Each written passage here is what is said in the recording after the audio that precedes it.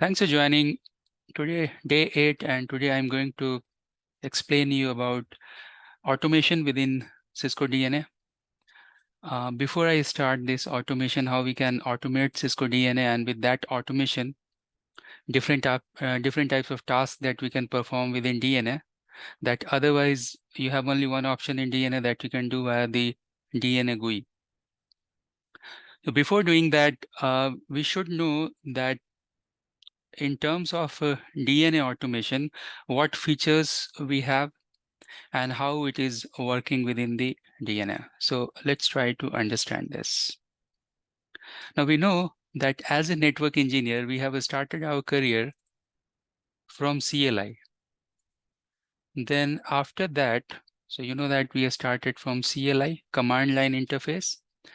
Then after some time, maybe few years, maybe 90s or 95 or 2000, we are starting seeing this usability of GUI. So that means that we shifted from CLI to GUI, but still there are so many things that we are doing from CLI, such as router configuration, switches configuration and all. But if you see Cisco ICE, or if you see any security product like advanced firewall, uh, the problem there is this, that if you do all those configuration from CLI, it will be lengthy. And you can't memorize those much CLI configuration, because it's impossible for humans. So that's why we have GUI. And good thing about GUI is that within these GUI, you have some sort of workflow. So you know that you are doing a step A, then automatically GUI will go to B and then C and then D, and likewise you can complete the task. So defined workflows are there while we are doing from the GUI. Still, there is some problem in GUI. Can you tell me the problem with GUI? Then we move to API. What problems we are facing in the GUI?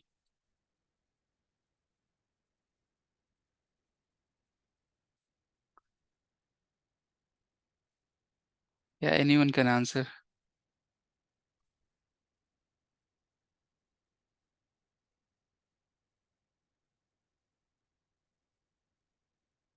Yeah, Rick, you're there?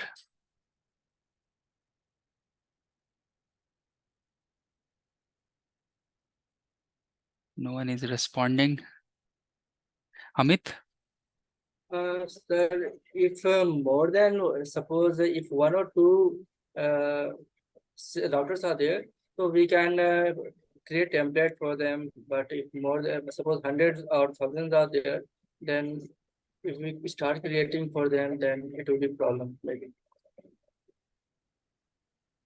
So the problem with GUI is that you're right. If you have to manage more devices, then it is problematic. But the problem here is this, that for GUI or for CLI, is still you need some human interaction, right? That means some human, they have to go and do the CLI configuration. Someone has to do the GUI steps and all. But for API, actually, you don't need that. Even some bot or machine can go and do those configuration on behalf of us.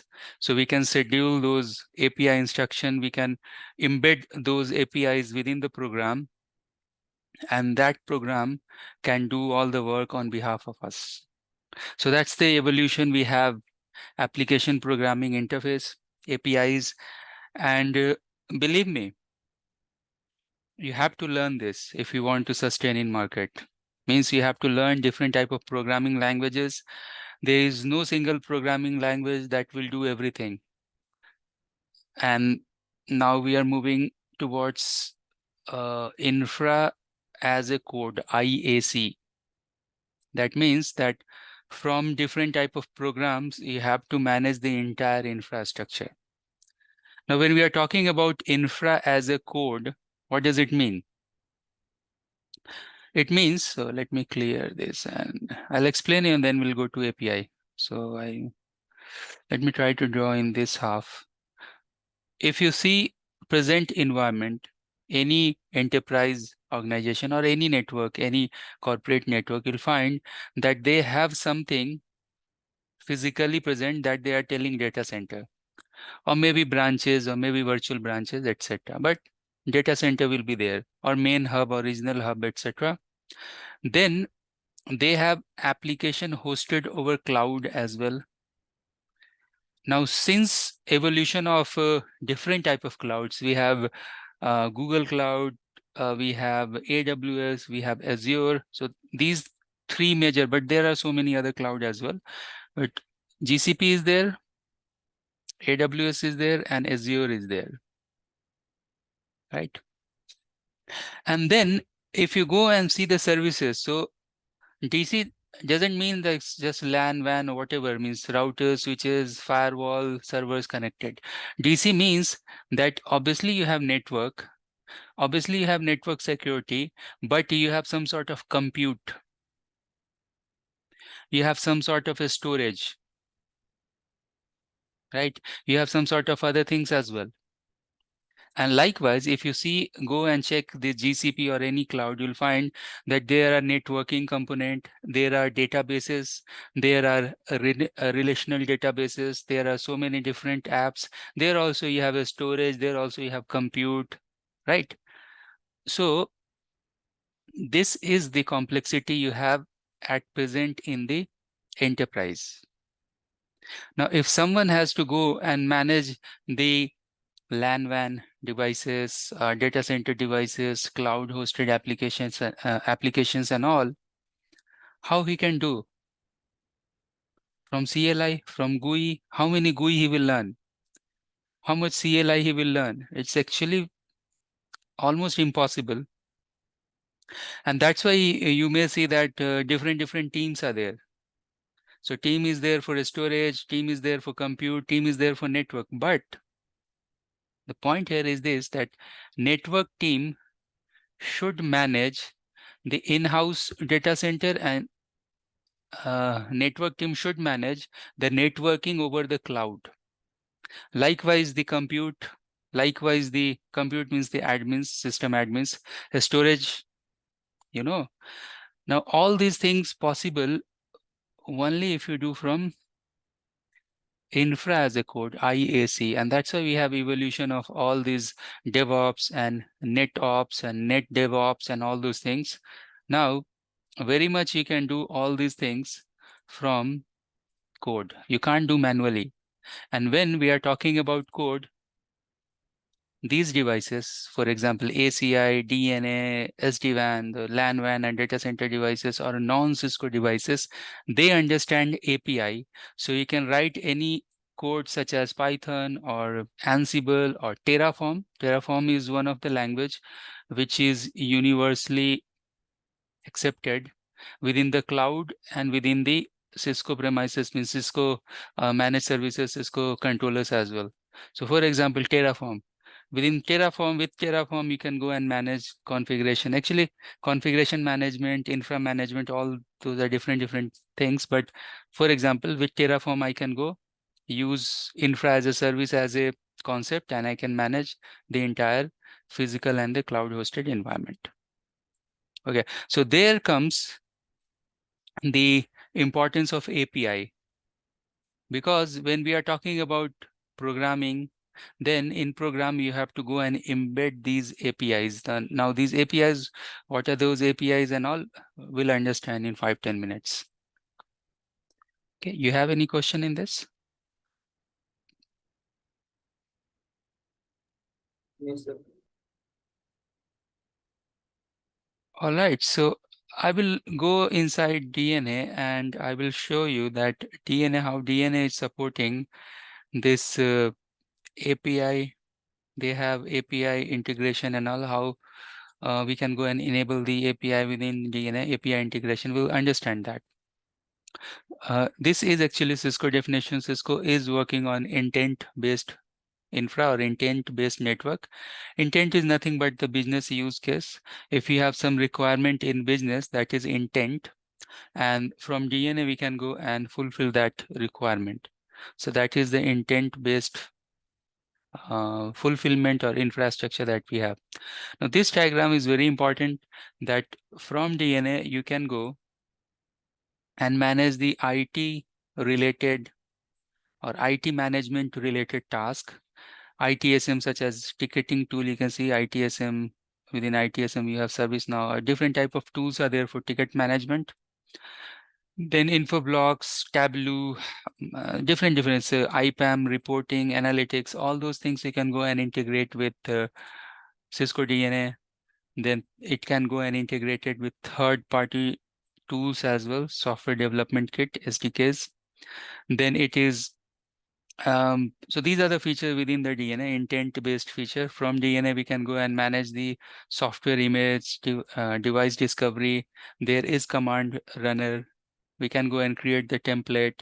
We have assurance feature within the DNA. We can go and do the plug and play. We can integrate with wireless network. We have topology, self topology generator features in DNA. DNA can go and check how many applications are going through, which client is using all those things from DNA we can go and get.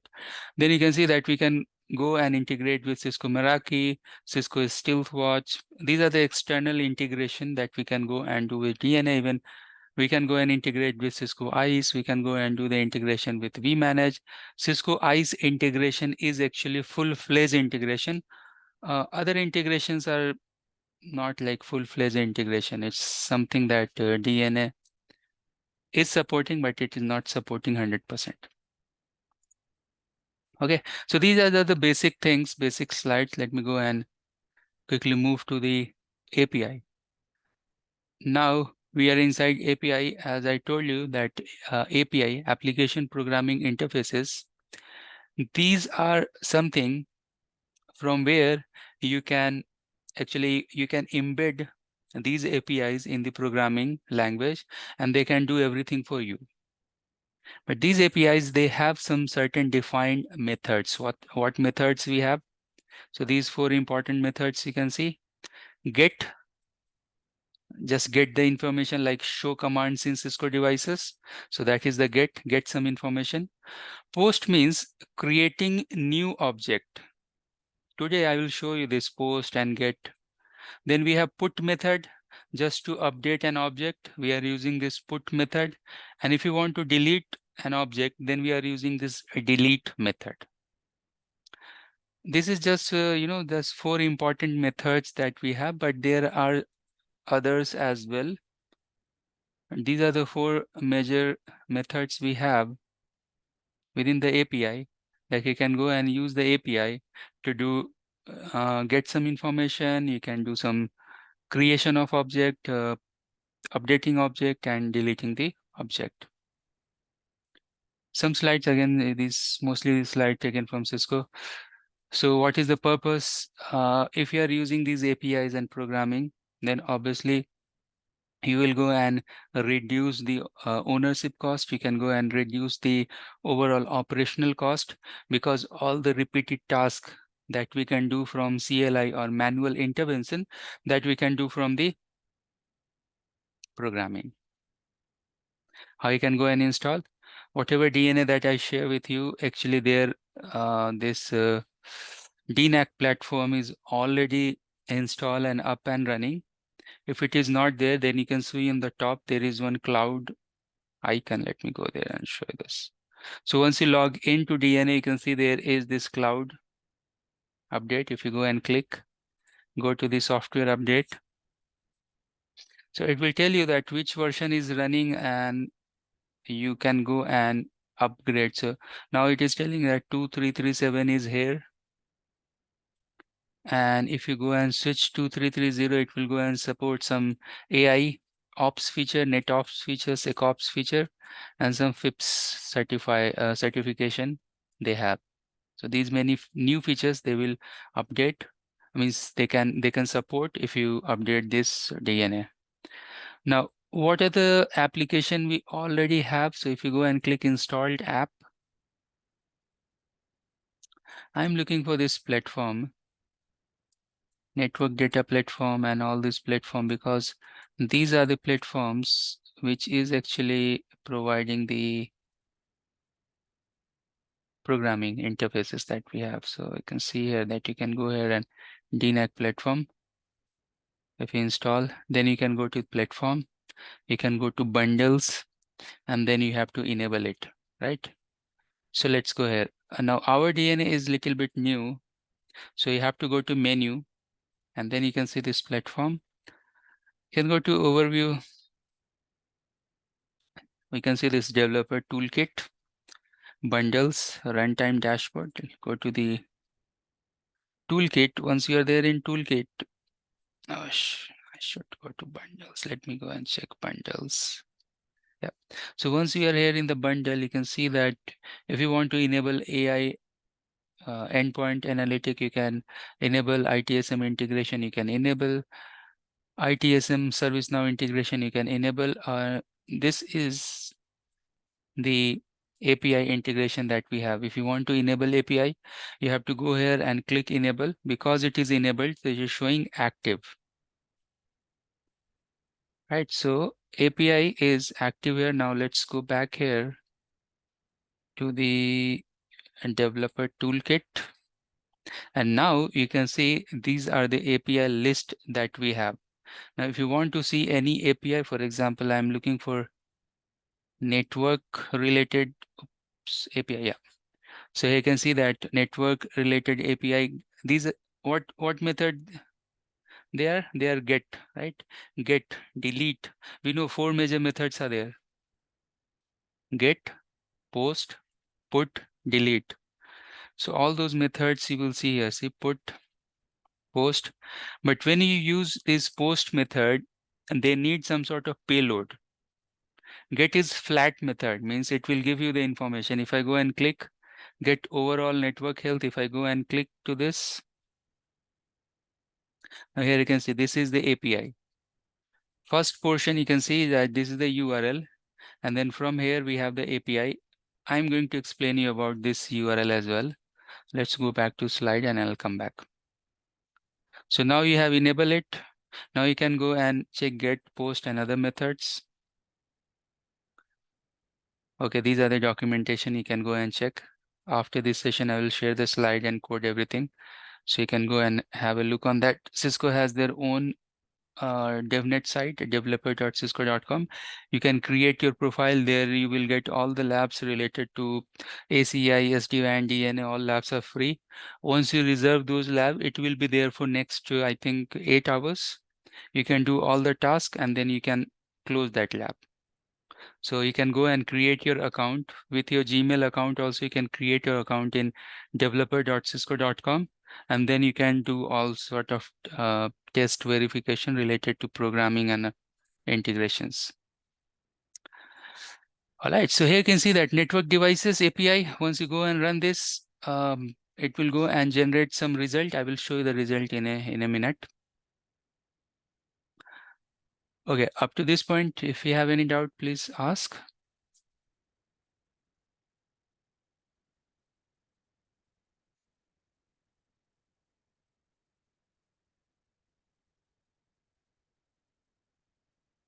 Do you have any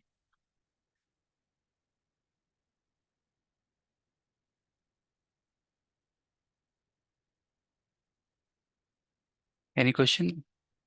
Oh, my friend is dialing in.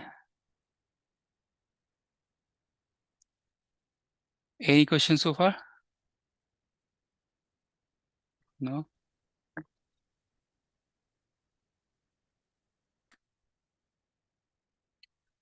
Now let's focus on this URL.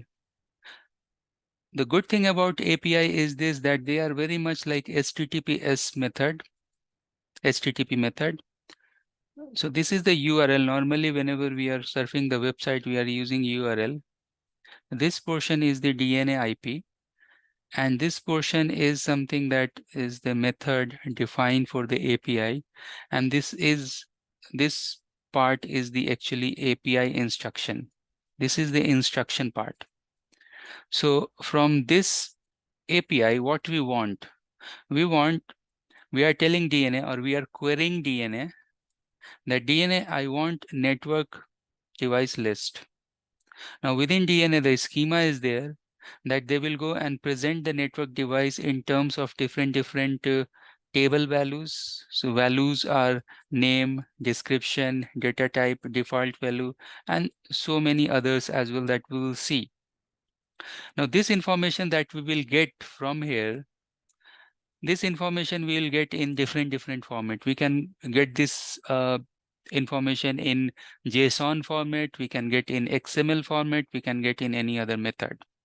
So before going that far, I will show you this method. I can show you this method in two places, and you can also try after this class. First of all, let's go to DNA center. Here we are. Now my method is network health, and there is some different. Here it is network devices, but anyways, no problem. Let's go and search for network devices. So where it is, so let's see. Even I can go here and search network and then devices. It should go and search for us device with some ID and ID. Here you can see get device list. I can go and click here to this. So we are within the DNA and we are going to run this particular API in get method. If you go and try this, see these values will get generated. Host name, management IP, MAC address, location, serial number type, and all good information. Let's click run this. Now once you're running this, see we are getting this response. First of all, the status code is 200. That means that client is requesting and the server is responding. Both ways we have success. So now you can see this response. This is big because in this DNA I have only 2 devices. Suppose if you have 1,000 devices, then you can see how big this output will be. So this is the output in JSON format. This output, what we are doing with the programming skills, that whatever field we need, we are filtering this output with some field. Maybe we want to see that what role the devices has, what is the operating system type, what is the version. Only those 4-5 things we can go and select, and then we can print in some table format with help of any programming integration such as Python or Terraform, etc. So that is one way that you can go and try out these APIs. First of all, they are working or not. Sometime it is happening that the software development team, they are asking network team that could you please provide the APIs. Basically, they will ask you only the API. So then you can go to this place and you can get all those API, list those API and give to them. Anyways, they are smart enough, they are going to GitHub and getting all those information. So probably they will not come. They will come only to network team. They will tell that, okay, do you have test lab? I want to test these APIs and all. All right. So now how they are testing, let me show you that. So what they are doing, that they are using this Postman software.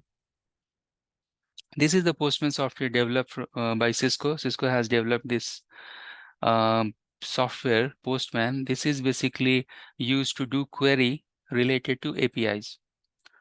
So once you are in the Postman and you can search for this particular topic in GitHub, network programmability basic.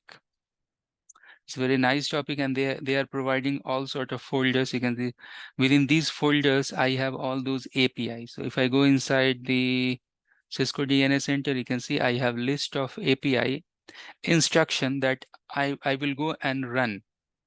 So the first instruction you're seeing here is this login method. On top, you can see that the DNA IP and port, they are marked as a variable. So if you put things within 2 braces, that means you are making these as a variable. But these variables, you can go here and set. So I already set the variable username and the password. This is my DNA IP. This is the username and password. So that means that if you go and hover around this, it will tell you, oh, DNA, this is the IP for DNA, and this is the port for DNA 443. Right? Actually, I already executed this, so you can see the token as well.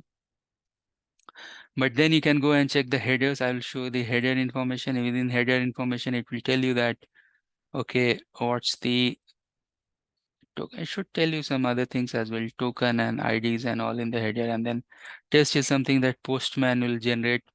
how Postman is going to generate the token and how they are going to print. So this is PM for Postman environment set and all.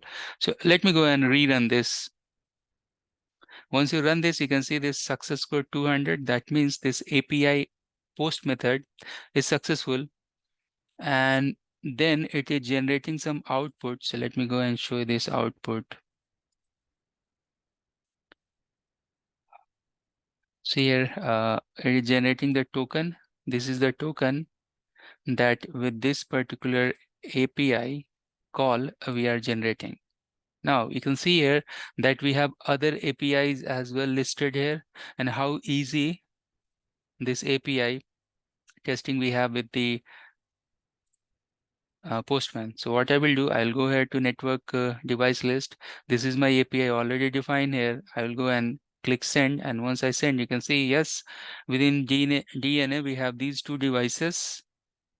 These are reachable. These are the MAC address. These are the host name. So if I go back to DNA and if I go to the dashboard,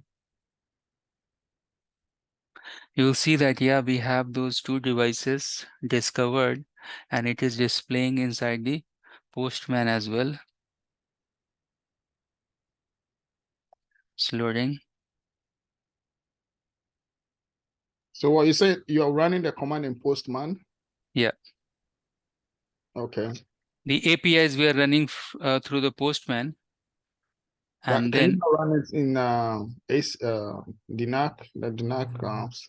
yeah, from DNA as well we can go and run. So for that you have to go to this menu, platform, and developer toolkit. You can see this API, and then you can go and search which particular API I'm looking for. Suppose I'm looking for network devices. So I should see somewhere network devices. And here you can see I can go and click network devices. And then you can click try out. Even you can see here nice feature that DNA is providing code preview. Now, suppose this particular API you want to integrate within any type of programming language such as Python, Ruby, JavaScript, jQuery, PHP, Go, Ansible, it will go and generate the code for you. So this is the code, equivalent code within the Python, within the JavaScript, within the Ansible, right? And then let's click try it, run this. So it is running the same output you can see within the DNA itself.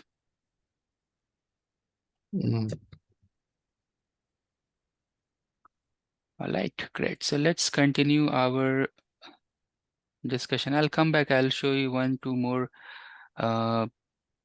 Postman script or Postman APIs. Let's go back to the document. So now you can. When do we need a Postman? I don't think I got that. When do you need it? Postman, when you need, once you do my ACI classes, I will show you that why we need this. Okay. Just kidding. Postman is one of the testing tool for programmers, and without Postman, they are not doing anything. So it's not that with Postman you are doing all this get method. You can do whatever you can do with Python or Terraform. You can do with Postman as well. Postman can be your full-fledged solution, but generally, programmers or software development team, they are using as this as a first-hand testing tool. Okay. Yeah. First they are testing in Postman, and then they are putting within the program. Into the program. Okay. All right. Now you can see the return code here. Anything related to 200, that means is good. And then 400, that is not good. So if you're getting 403, that means the server recognizing the authentication credential, but client is not authorized. So that means failure. So 400 is failure and 200 is okay. These are some of the status code, but there are a lot more. The status code is there. When we ran our API, we are getting 200. That means it is successful. API run is successful. Once you go and run, already I have shown you this code preview. Once you go and run, you will get this output in very much all the time. You'll get in this JSON format. Sometimes it is in dictionary format. Sometimes it is in list format. It depends. Sometimes it will be. Sometimes it will be, very complex, like list within list or array within array. So you have to go and check one list, and within that you have nesting of lists. Like that, you have to filter, parse it, and then you have to put or feed inside the Python language. So sometimes it is very easy, key value pair, but sometimes it is this API output is very difficult to parse. We have this code preview. We can go and generate the code in these languages like JavaScript, query, jQuery, and all. If you are specific to certain IP and you want only that output, so you can go and filter out that IP and it will generate only that result. This is from DNA that just now I have shown you. Then curl is also there. Curl is also a nice tool that you can go and use to test the APIs. Curl, I like curl. This also I'm using. You can see you have to go and use this curl method. Postman is something like it's very easy to use. Curl is, you can think curl is CLI version of Postman. This is also used to do queries and it will give you the response. So you can see curl / Postman. Now here we have this Postman. Postman is also upgrading, and I have shown you this particular API and their result. But you can see my Postman, how many scripts I have. I have a script related to FTD, ACI, Intersite, SDWAN, ACIs again, NSOs, WAs is WAN optimizers and all. Everything. Whenever you see any API, you can go and do query within Postman. A Postman can work as a first-hand tool to query all the API. It's actually very powerful tool, this Postman. All right, so now what we want to do. So the point here is this, that with these APIs, we can do everything that we can do from the GUI as well. They are very powerful, and we'll go and see their power as well in 5-10 minutes. I'll go and run some APIs and we'll go and try to solve certain use cases with these with help of these APIs. So here you can see, if you want to get the device list from Postman, you can go and get. You should go and give the content type and the token if it is required. Let me quickly go and show you this, and then we'll move on. So here we are inside the DNA center, and if you want device detail, click to device detail. Let me go and happening is getting there. Okay, so I can go here. These are already, seems I have already run this. Any API that I haven't executed? Okay, network device ID, but I don't have network device ID. Okay, so let's do one thing. Let's do an activity. I'll show you this activity and you will understand that how we are utilizing API to run other API. Okay, so one very important concept related to API is this, that output of one API can be input of other API, and that is called nesting. So you may have 4 instructions within one program. For example, you are running network devices API, you are getting the serial ID or device ID or UUID. That UUID or serial ID, you are using that particular output to get the information in the next API. Then again from that API, you're running that API and getting information in the next API. So first of all, APIs, they are some sort of machine instruction that machine can understand other machine, etc. The problem that we have with CLI and GUI, they need human interaction. CLI and GUI humans are doing some configuration, and we humans, we understand the CLI commands and this GUI instruction, right? But APIs, they are not dependent like that. They can be understandable from the machine, and output of one API can be input for other API. That's the key thing we have with the API. So now you'll see that I want to let's see what I'm telling here. So I want to run this particular API, but it is asking some serial number. What is this? Network device by serial.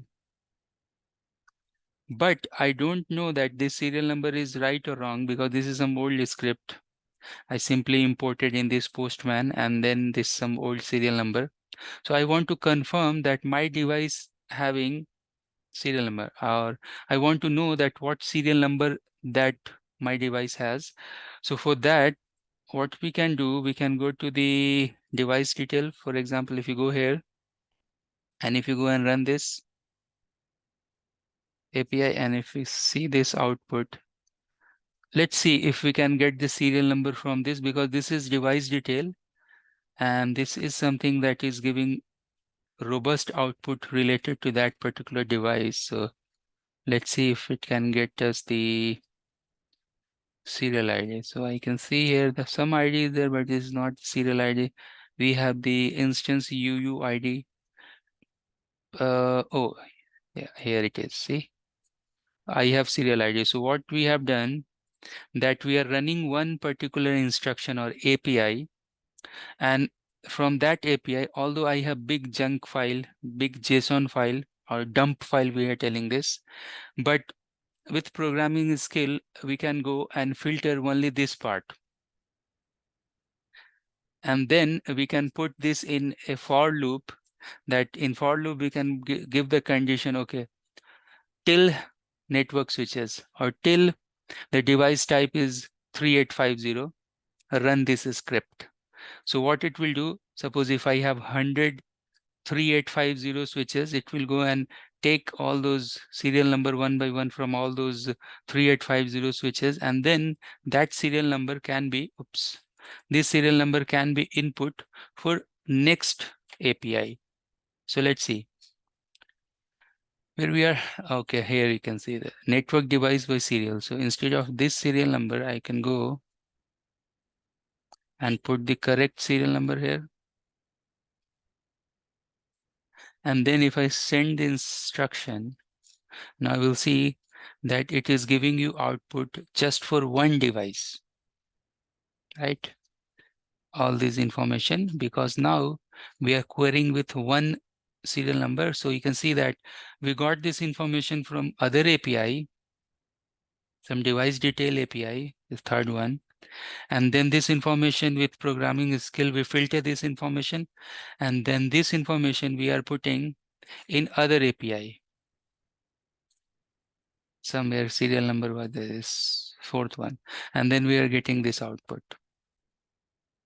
Okay, so like that, we can go and nest these API. I will show you that we have full-fledged Python integration lab. So there I will show you that. Okay. All right. So let me quickly go and complete these slides. You can go and get the UUID. You can go and get the serial number. You can go and do whatever you want to do from these APIs. These slides I will share. This is just for the knowledge purpose. Now, in case you want to do the lab related to programming, related to DNA, you can see these are the open sandbox from Cisco. They are always open. You can go to this particular URL. Obviously, you have some Gmail account. You can go to this URL, and then they will give you some topology. What you need to do, you can see the instruction. You have to, this is always on, so you don't need to go and do this, on or off, or you don't need any type of any connection, any connect Cisco, any connect to access this lab. These labs are always on, and they will give you nice topology, what devices are there, what hosts are there. You can go and simply run all these API. You can practice. Again, all sort of information is there. Now, if you want some private lab, these are some private labs you have. And you can see these are some older DNA where you can go and practice for your exam as well. Older DNA, you don't need to spin up in your infra. You can simply go and use this link. Some other useful link about DNA lab, API overview, some documents. Okay, so you can go and check all these important documents. So far, any question you have?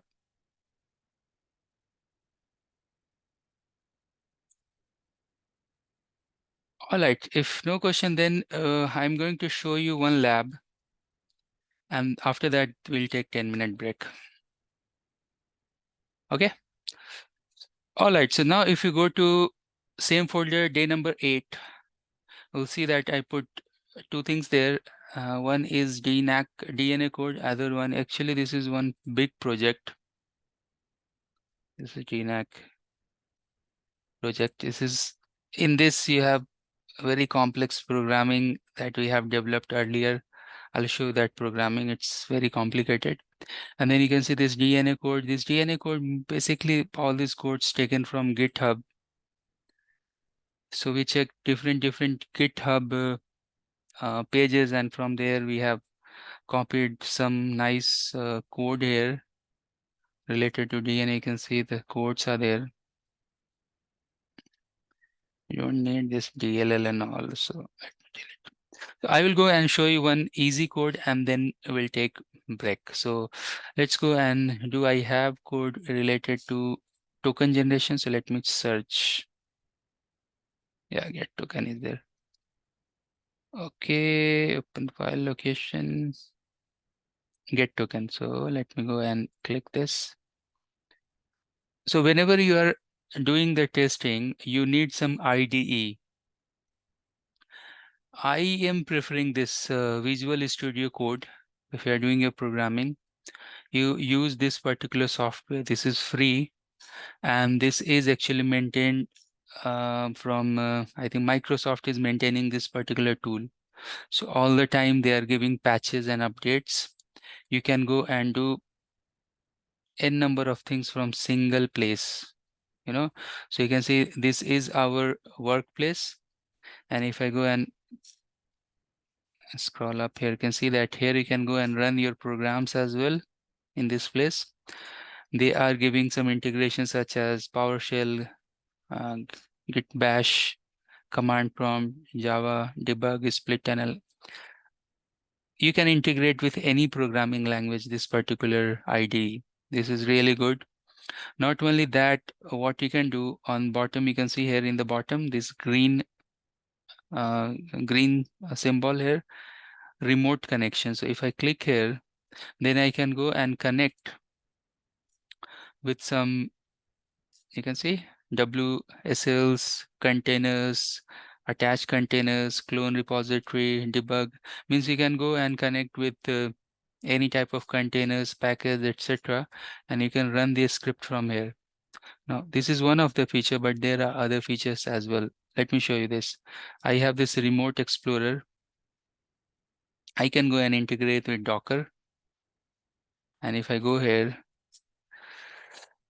dev container, and it's going on, it's try to connect. And it is showing some of the script that I have, some of the containers actually that I have. And do I have ACI, ACI Terraform, but ACI toolkit. So even you have, I think, DNAC toolkit as well. So let me click there. It's connecting. You can see in the bottom, it's try to connect with that particular container. Let's wait once it will get connected. I'm just showing you the feature of this particular robust IDE tool that Microsoft is developing. Although they have professional version as well, but this version they are giving to the programmer community to work on that. And our CCI DevNet exam also using this particular IDE only in the exam. So here we are, and you can see that we are inside the container. right? And once you are in the container, I can go to the bash. You can go and see ls. Oh, do I have anything here? It's just the container, seems. And now if you have the container, if you want to clone some programs, some packages, I think you can go and clone. So if I go here to GitHub page, and if I go and search DNAC, Cisco DNAC, I should search anyways. So for example, if I go and click, I'm just showing you that how you can go and clone the packages and run. So I can go and copy this command. I can come here. You should have git install. It's cloning. Now if you go and see, so now we have this DNAC cloned here, and then I can go to basic labs and we'll see what is there in basic lab. So it is telling that you have basic lab related to get the token, get the host, network device, blah, blah, blah, all those things, right? So before running any of this lab, you should have the environment variable set, or the variables used within these labs should be set. So let me do one thing. Let me make some more space. So what I'm telling here is this, that if you go and check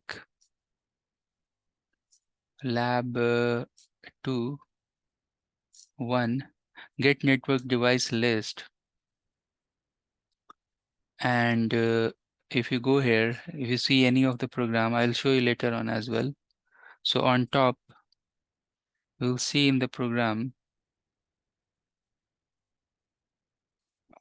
it's actually got hanged, seems. Okay, we'll give some time, seems. Keep waiting. Now, this is actually genuine problem with Docker. You know, Docker can crash anytime. So if you are using Docker to do some execution for the program and all, it is recommended that you do cloning for your database or data store attached with the Docker. So if Docker will go, still you have all your scripts, everything will be there. Okay. So Dockers can crash anytime. There is no reliability with the Docker. If we are running within some Linux or some other place, it can crash, it can reboot. What we are doing, that we are doing, we are creating some data store, and that data store will be common for all the Dockers. So next time when you run, new Docker will come, but you have your data store or volume safe. Okay, so do I have this? Let me scroll up. Let me see if we have that. Oh, we have that. Great. And basic. And so here we are. If I show you this, I don't know where is the environment variable. So let me go and check dnac.py. It's all methods it has, and then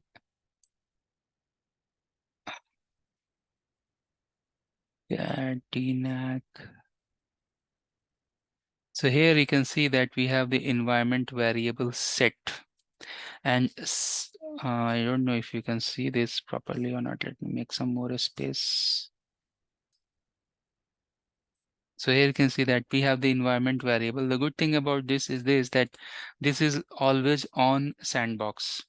So if I go and run this script, we'll get the result because this is correct. This is live in Cisco environment. So if I go and run that particular script,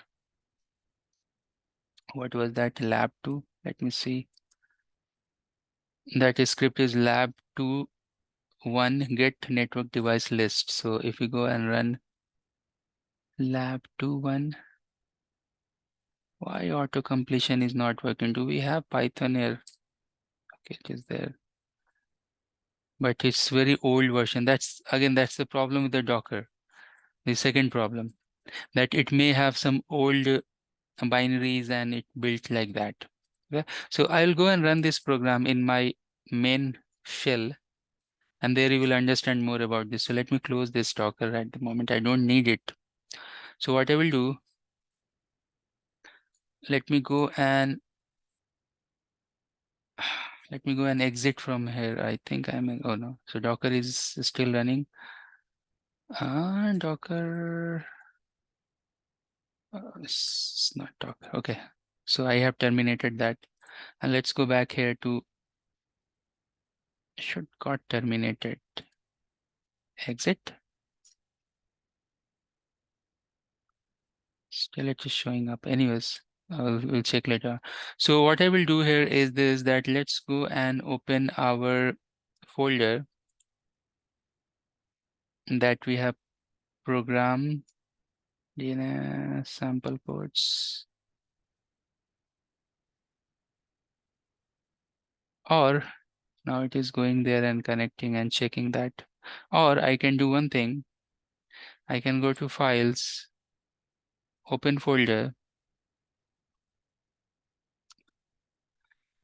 and show local. We'll go to the local file, and where is our training document? Oh, day 8, and then DNA code, select. So now the local folder will come. Here you have.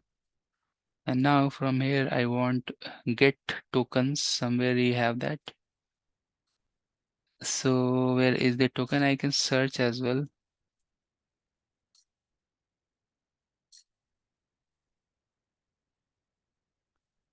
Token, where are you?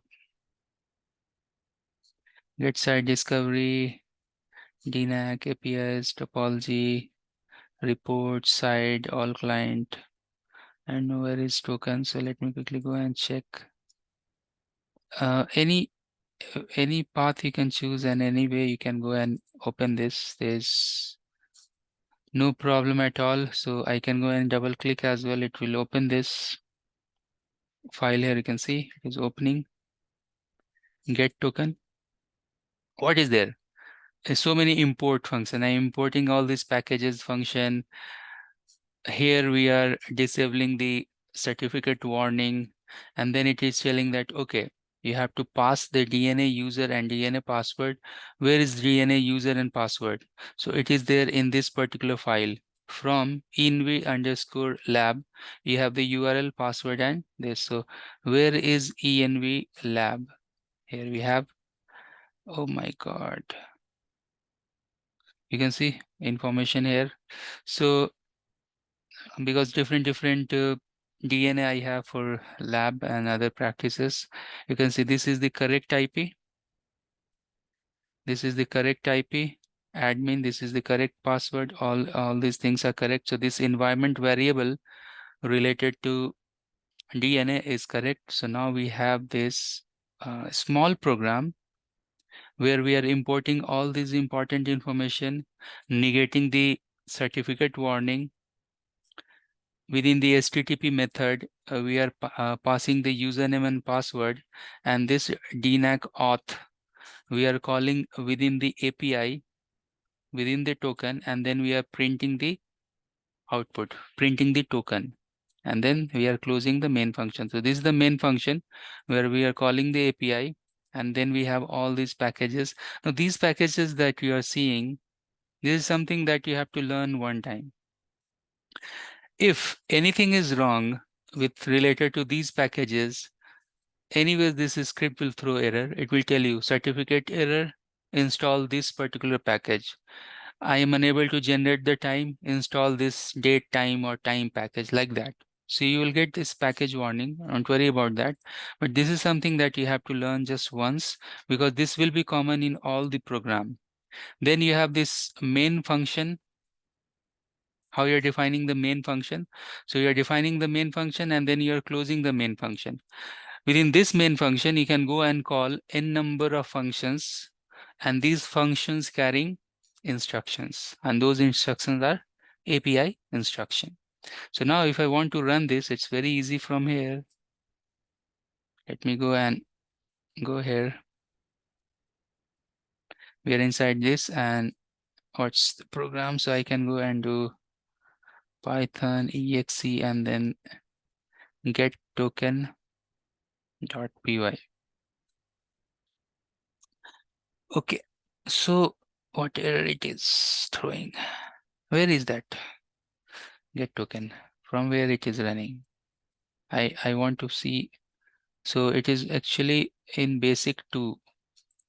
So that's why basic 2. Oops. Where we are within DNAC, actually in this folder we have this. Within DNA we have other DNA folder, and that's why it is throwing that error.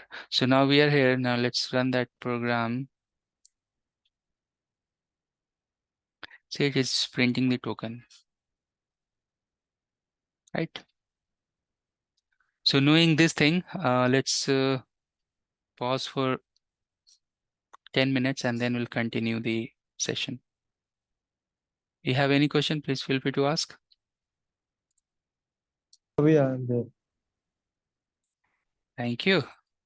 Okay, so now you can see there's a small Python program, and nowadays actually I'm focusing on Terraform, because with Terraform you can manage everything. That I told you earlier in first 30 minutes that Terraform is going to become one universal language for on-prem and cloud-hosted services like Azure, GCP, anything you can manage from Terraform. All right, Python, why we are using? Because it's really fast and it's also easy to understand. Terraform is like that only. That is also easy to understand and it's really good. Okay, so now we know this information. Now, the first few lines, you can see from line number 1 to 20, they will be common. And now let's go and check other script, that easy script only, that we can go and get the list of network devices. So let me go and check if I have DNAC site get template. I don't have any template in my DNA, so that I will not run. Which folder is this? Okay, DNAC code, basic. Let me go to basic 2. So basic is there. Okay, let me go to, my goodness. Let me go to basic 2, and within basic 2, get token, okay. Where I have get devices, there are 2 basic folder seems, basic 2 and basic. Within basic, there are again so many. Oops, get token, get IP, get all devices. Okay, here. So if I go here, let me clear. So here we are. Now you can see that first few lines where we are importing the packages, they're almost the same. And then from environment lab, we are importing the URL, username, and password. What we want to get all the device list, and that device list we want to print in the CSV file format.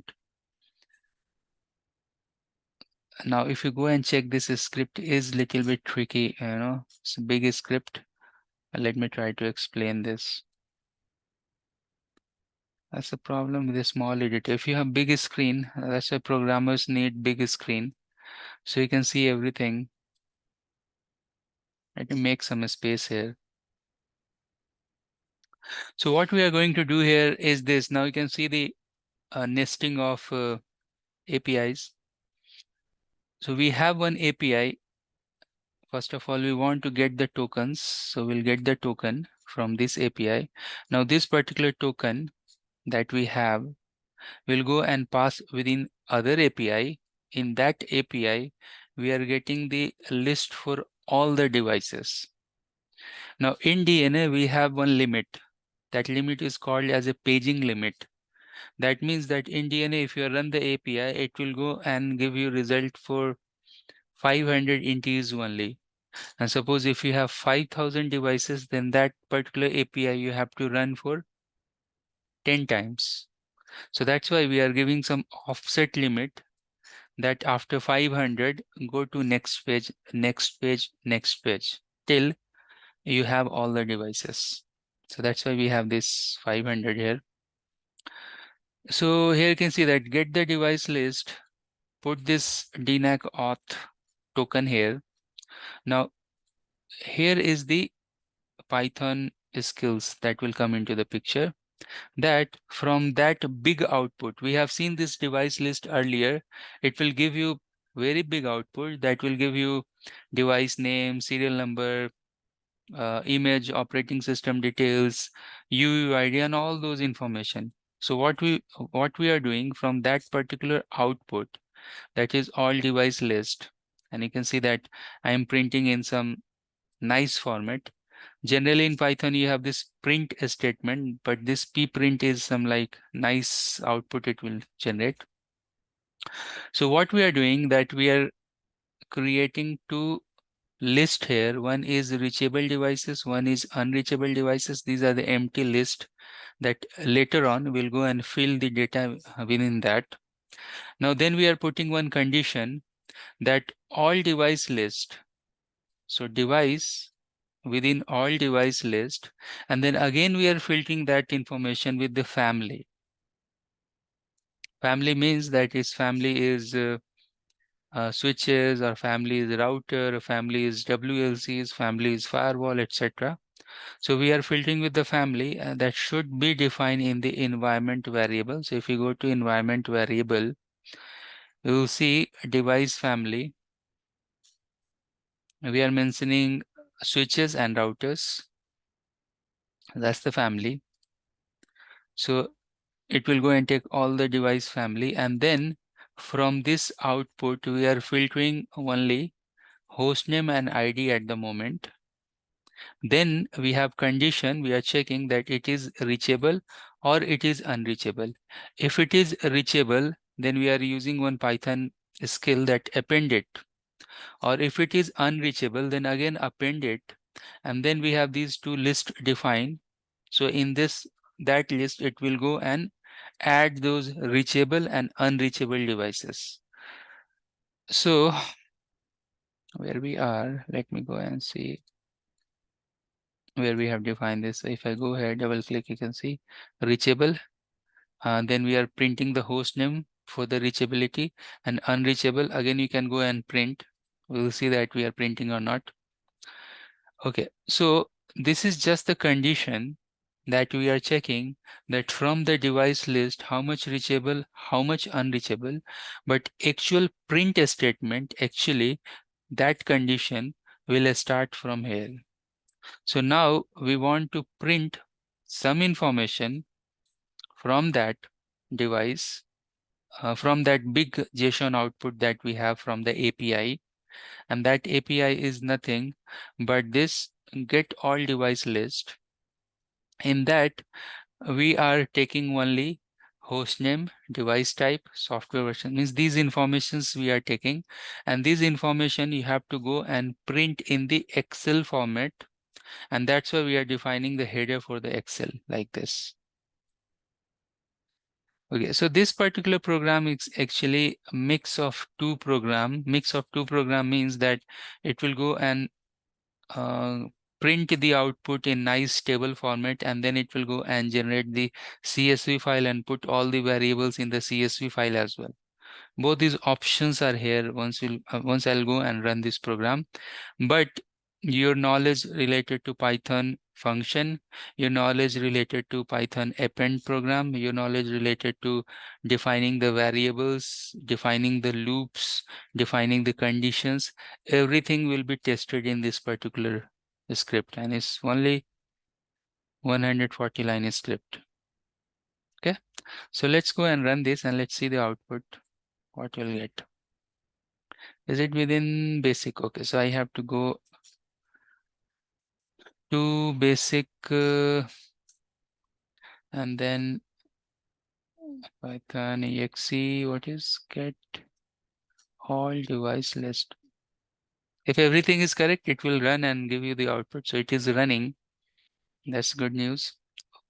Now you'll see that it is generating the output, and if I scroll up, you'll see first of all it is showing this nice tabulate format. It is telling that you have switch 1, 2, and 3. Great. So we have these 3 switches, right? And because I have filtered only these, these outputs, so that's why it's showing only this. It's showing number of devices 4. Okay, anyways, I will go and check this output. I think we have 3 switch and 1 router as well, maybe, probably. We'll see that. So now you go to this particular folder, basics, and they have generated one Excel sheet. Let's see. Let me go to that folder. Basic, what was the basic one, right? Basic one. So if I go to basics, this folder, and if we go and check the, if any Excel sheet is there, Microsoft Excel is there, device report, today only it got generated. So let's go and open this. So now you can see, as per our filtered output, whatever key values that we are filtering. So it is telling that what's the host name, what's the device type, the software management, serial number, managed data. It is generating the output. So this is just example, right? Because in DNA itself, you can go and export these reports. So there's no, there's no use like we are generating like this. If you go to DNA, let me show you quickly. You can go to DNA, provisioning, inventory, and you can export that in Excel sheet. But this is something that we are getting here. This is like you can use this output as an input for other functions as well. And that's the true power we have with the programming language. So if I go back here, just to show you that you have this export feature, I think DNA is logged off. Meanwhile, it is generating. So now it's time to go and check the project. Although there are n number of programs, that's just for your reference. You can go to this particular folder that I already shared with you. You can see 2 folders are there. One is DNA code, one is DNA project. You can go to DNA code, and within that you have multiple folders. You can go and check. So many different programs are there. You can go and check.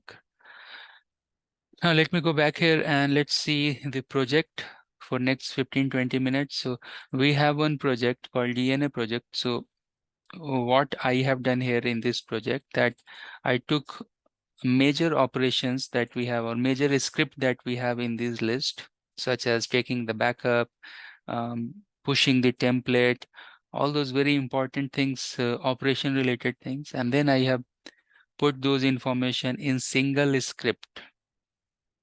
That is the DNAC project, the name of this.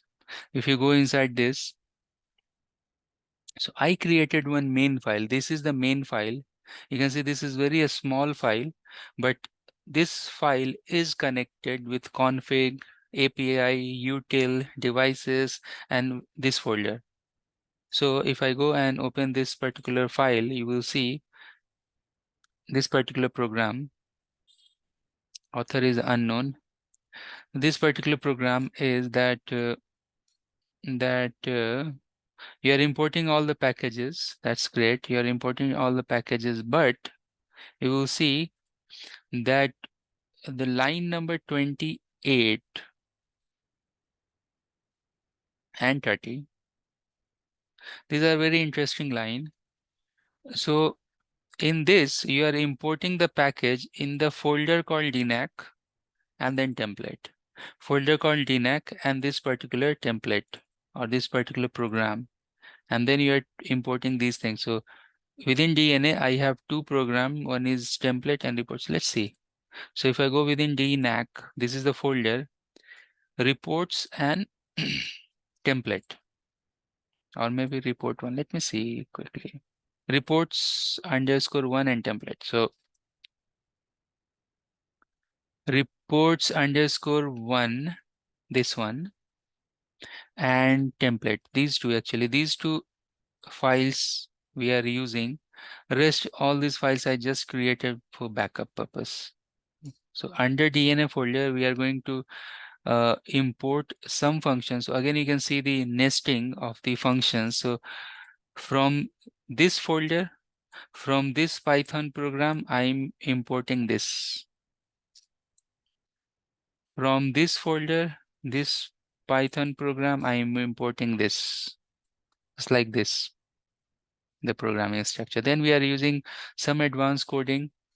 This is the main function. Main functions are actually always very small, because within main functions, you have sub functions or sub modules. So within main function, we are calling CLI template and report. So what does it mean? Let me show you this. And where it, the DNAC project. Okay, so let me go back to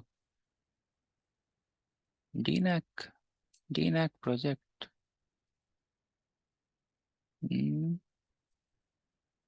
I think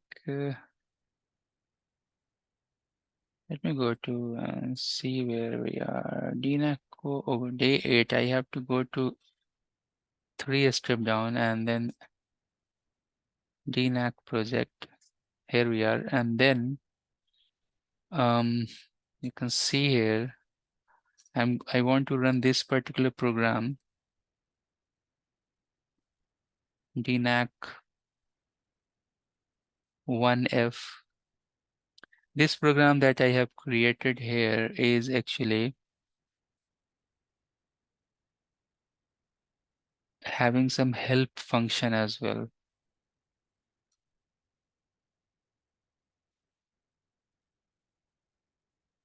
Come on. Let me show this.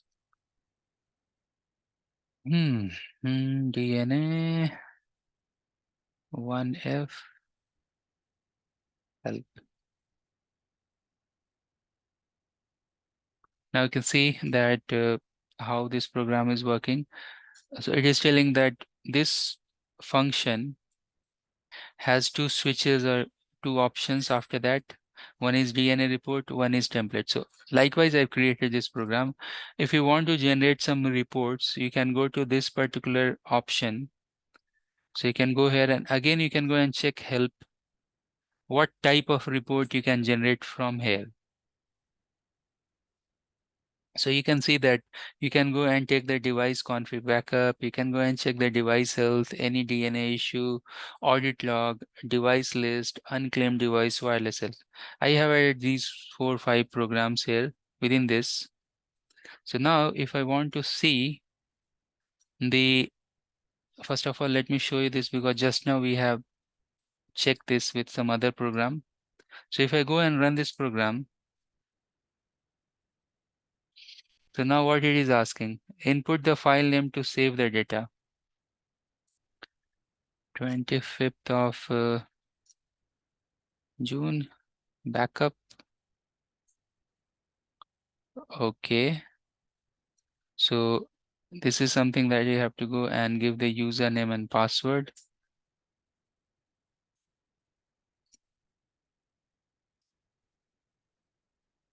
Once you give the username and password, it is verifying that username good, password good. Now it is telling that total number of devices that we have, they are 2. Input the file. Again, it is asking file name. I already gave that. And now it has saved that CSV file. Let's go to the folder, and you will see that we have the new CSV file, 25 June backup. And now we can open that. It's opening. Unfortunately, at that time, you can see only one device. So it took backup only for one device, but sorry, this information for just one device it is giving. That's okay, no problem. It's okay, no problem.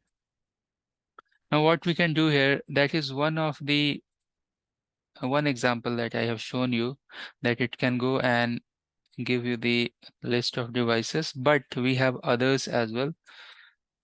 So one day-to-day activity that we are doing in the organization is to take the device configuration backup. So now you can see that I want to take the backup for all the devices that DNA is maintaining. So I can go and do this backup.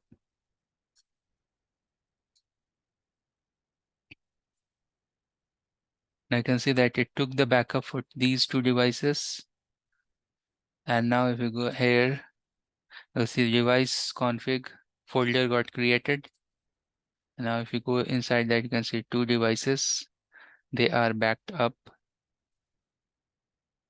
And if you go and put this configuration here, you can see this configuration. Now, this is the feature within DNA that they are masking all this certificate and password. So even if you're taking the backup, you can't see the certificate information, password information, SNMP, string information, all those things. While DNA is taking backup, they are masking. And if you see the new DNA version, what DNA is this? Let's see. 2234. This is a little bit old, but in newer version of DNA, if you go to system and settings, they have actually added this feature for backup here in this that you will not see in this version seems, but in the newer upgrade, uh, from here itself you can go and take the device backup regularly. Okay, so these are the use cases that we are seeing here. These information, these information are generally get method. This information that we are not pushing anything, that means that we are not using the post method. So if you go and check that script, you will see that all this is using is get method, or one API is nesting to other API, and then we are getting all these informations, right? Now what I will show you is the post method. So with help of these script, even you can go and push the configuration as well. So for that, let's go and check. And you are free to check all those scripts. Few of the scripts, few of the options may not work here because we don't have wireless devices and other devices and all. But this, if you want, you can check in the always on DNA sandbox as well. What you need to do, simply you have to go and change the environment variable. That's it. If you go and change this, although you can see on top, I have given this information.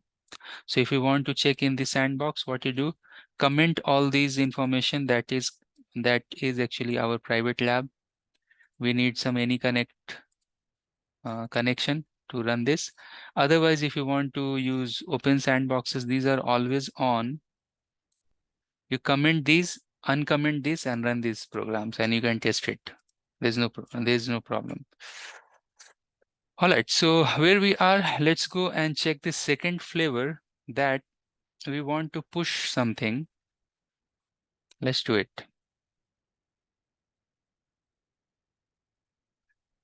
Let me see that what options I have. DNAC template. Now DNAC template, this also, when I created this program, it has multiple options.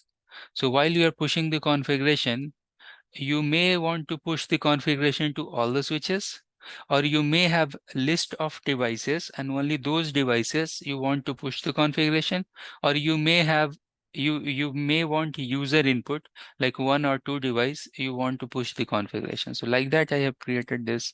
You will see the result for this help, that you want to push the configuration to all the devices. This comment should be improved. Although I copy paste, while copy paste I give like this, but this means that you want to push the configuration to all the devices. This means that you have some notepad and from that notepad you are giving device list as an input, and you want to push the configuration only to those devices, and this is user input. It will ask you which device you want to push the configuration, like that. All flavors are there. So now if you go here and if I go to dynamic, and there's no help actually, you can go and run it. Okay, so because this is last. Now before doing this, we should have some template created in DNA that we want to push. Now if that template is not there, then it will throw error. It's telling that there is no template you want to push. Now if you see this config file, environment file, right? So we don't have config.py, we have inv lab. So if you go here, you will see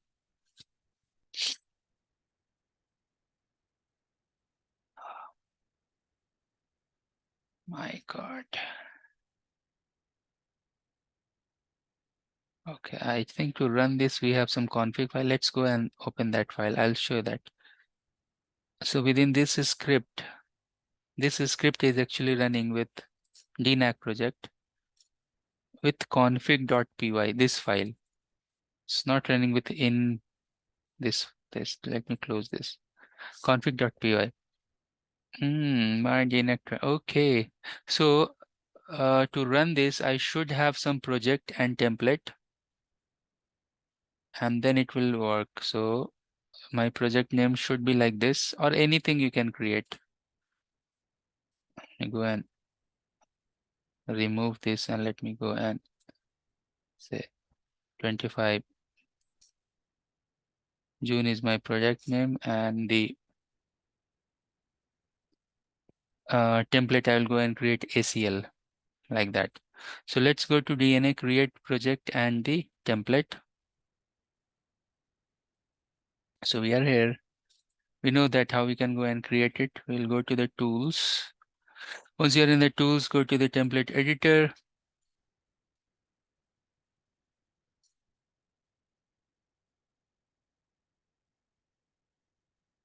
And then you can see this onboarding configuration. Okay. Add template. It's the name. 25th June. I should create project, right? And then the template. So let's go and create the project first. This is 25th of June.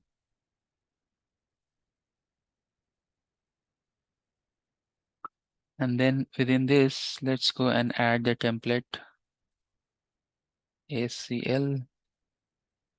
And then let's go and add the devices. I want routers and switches back. And then the image, we have iOS XE supported images. Add this.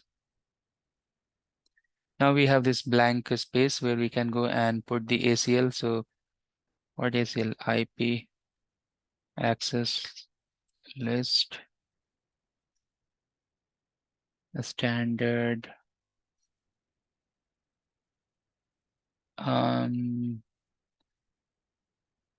June ACL 10.10.10.0 0.2552525, right? So once you have some statement, then you can go and save it and commit it.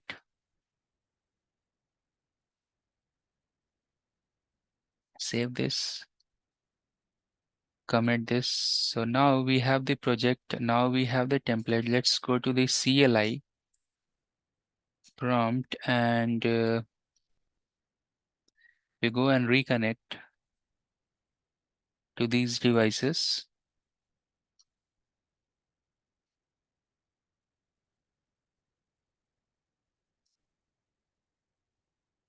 Go and reconnect to these devices. Oops. Hmm.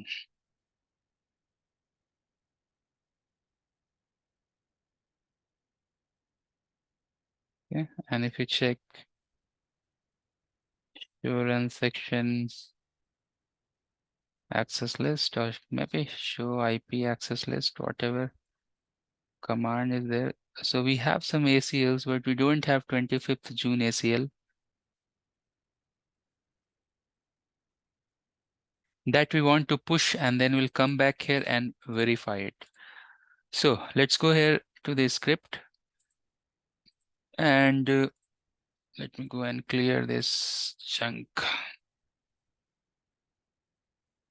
CLS. Okay, and then run this dynamic template.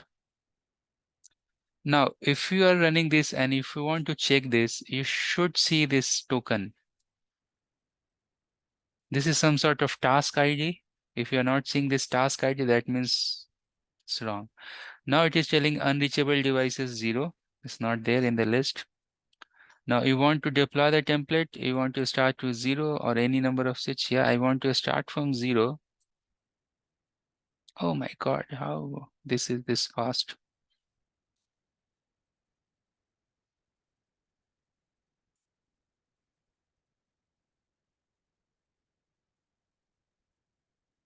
The device is similar will be deployed. So it is not actually finding any device to deploy the template. That means something is wrong in my script.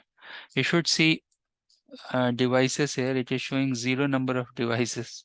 So let's see quickly that script itself. I will go and verify, and then we'll check that.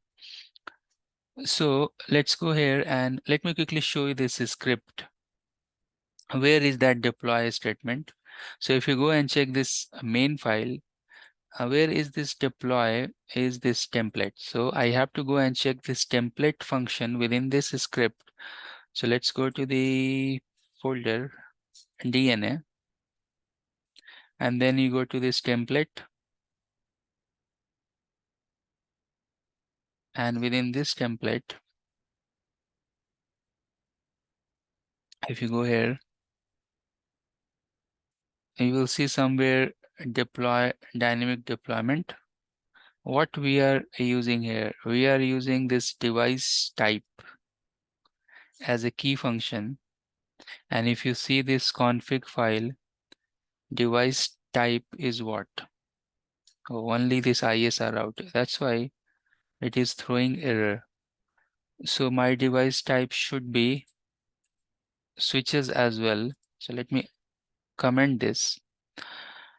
And we're okay, 9300 switches I have. I should go and enable this, Control S. And now let's go and run this program one more time.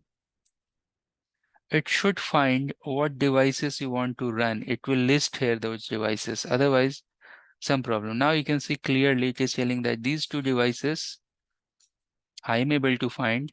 You can run this template to these devices. Now I will start with 0.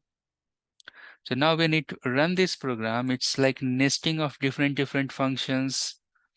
So you can see that ACL, the template is ACL going to this particular device whose task ID is this, it got failed. That means that a script having some issue, that template having some issue. We'll go and check that failure. So both devices got failed. Maybe the access list configuration itself is wrong, but the good thing is this, that if you go here to duplicate, it will show you that why this is failing. So now you can go to this menu and you will see somewhere activities. Go to activities.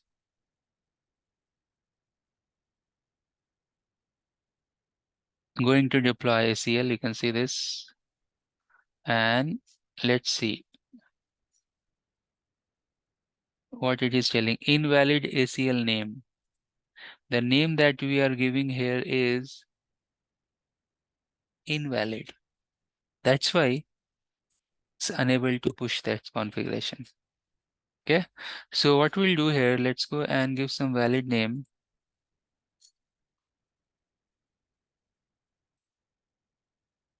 Let me go and quickly save this,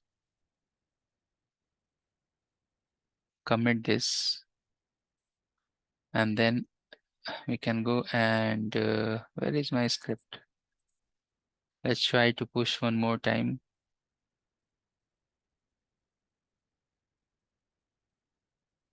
Let's see this time what's the issue.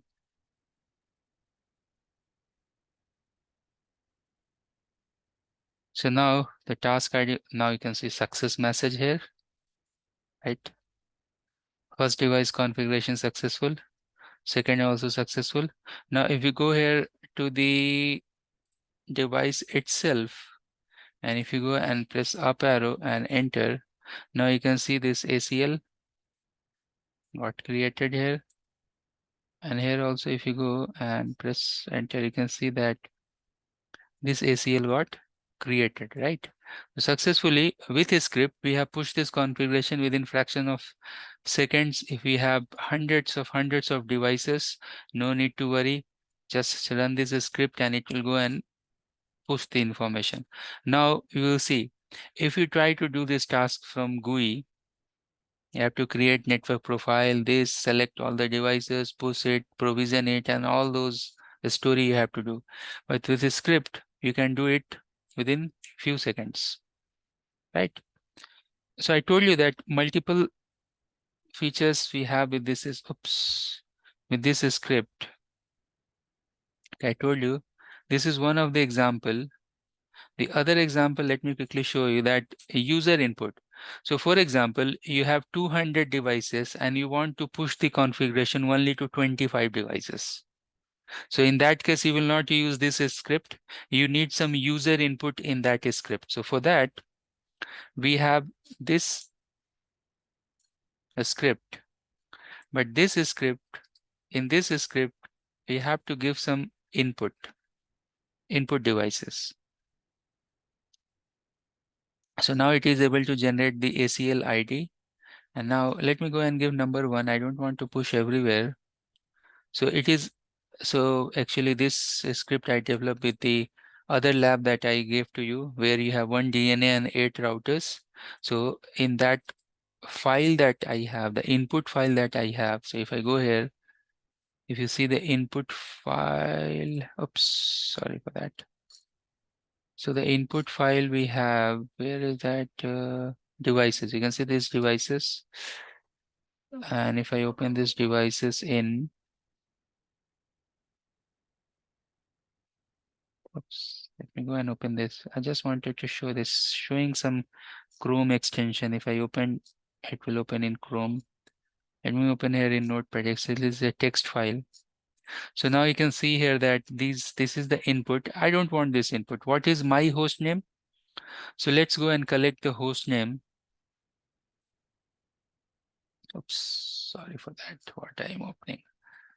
So let me go and collect the host name. In the previous run, we have the host name. Now I think it got hanged again. Today's system is hanging. So I'll go and even I can go to DNA and get the host name. So let's go to DNA and okay. So I can go here. So we have 2 host name. One is 1 and other is 2 and some DCloud, some Cisco. Let's see if it can work with this host name. So now let's go back to this place. Okay, and then up arrow, IP list. Now this is working with the user input. Now it is unable to generate the task ID. That means this host name is unable to see. I should give full host name with some other strings as well. So we'll wait. You can see unknown because unable to find this host name. I'll do one thing quickly. Once this will get completed, and while it is unable to find the host name, it is taking some time to generate. So the dynamic, I'll go just to copy the switch name, full name, host name that we have. This is the host name. Let's copy this. Let's go ahead. Let me update my file. Enter and save this. So you have these two files. Let me go and close this session with maybe 2. If I give some wrong information, it will exit. And let's see. Yeah, you needed the fully qualified name, right? Yeah, fully qualified.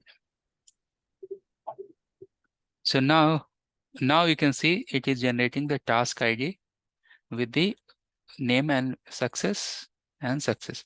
Now let me quickly go here, and because we know that is the update. Quickly go and update this because same ACL is already there. So this time we'll go and change the name. Quickly, we'll go back and we'll run that program one more time just to make sure that the ACL it is pushing is the new.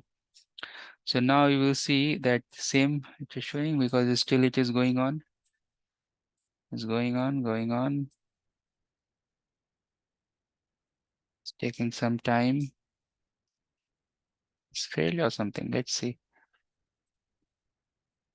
Oh, I have to go and give. Okay. Leave it and then let's see. It's still showing same old ACL. Now you can see update. So very quickly DNA will log in and push the configuration. It's actually with help of a script, it's very fast because APIs, they are very much connected with the devices, and APIs calls, they are very fast. They push, they get all those API methods are actually very, very fast. So within 10 to 15 minutes, you can configure thousands of devices. That is anyways not possible from the CLI and the GUI as well. All right, so this was the class related to DNA automation. Tomorrow we are going to start the SD access. Let's go back here and see the agenda. So 2 more classes are left. We have 2 classes for SD access. Tomorrow I'll go and cover the theory related to SDA, and then next Saturday will end. If you have any question, please feel free to ask.